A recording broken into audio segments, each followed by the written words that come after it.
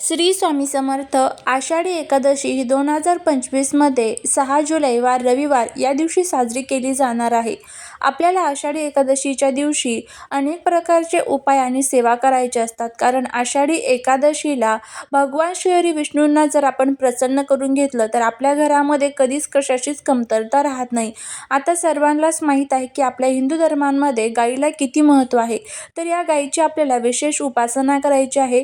आषाढी एकादशीला आपल्याला गाईला ही एक वस्तू खाऊ घालायची आहे, जेणेकरून आपल्या जीवनातील सर्व शत्रू, दारिद्र्य, वास्तुदोष, पितृदोष कायमचा संपून जाईल. आता बघा, जर तुमच्या आजूबाजूला कुठे गाय नसेल तर गायीची आपल्या देवघरामध्ये जी मूर्ती असते बघा, तर त्या मूर्तीसमोर देखील तुम्ही हा उपाय करू शकता. तुमच्याकडे जर मूर्तीही नसेल तर मूर्ती तुम्ही आवर्जून खरेदी करा. आषाढी एकादशीपर्यंत तुम्ही कधीही ही मूर्ती खरेदी करू शकता. तर तुम्हाला जर खरेदी करायचीच असेल मूर्ती, तर वास्तुशास्त्रानुसार आपल्या देवघरामध्ये वास्तुशास्त्रानुसार कोणत्या पद्धतीची मूर्ती पाहिजे हे जर तुम्हाला माहीत नसेल तर याच व्हिडिओमध्ये मी काही ज्या गाय आणि वासराच्या मूर्ती आहेत तर त्या टॅग केलेल्या आहेत.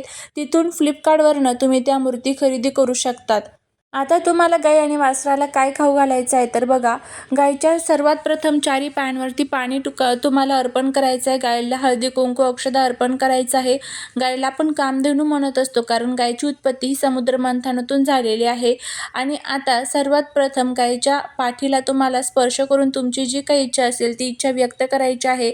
आणि तुम्हाला विझवलेली जी हरभऱ्याची डाळ असते बघा, तर ती थोडीशी घ्यायची आहे. त्याचबरोबर थोडासा गूळ घ्यायचा आहे. आणि हे 2 वस्तू ज्या आहेत तर त्या तुम्हाला गाईला खाऊ घालायच्या आहे. ओम नमो भगवते वासुदेवाय नमः या मंत्राचा जप करत करत तर नक्की तुम्ही हा जो उपाय आहे तो करून बघा. तुम्हाला त्याचा फायदा होईल. श्री स्वामी समर्थ.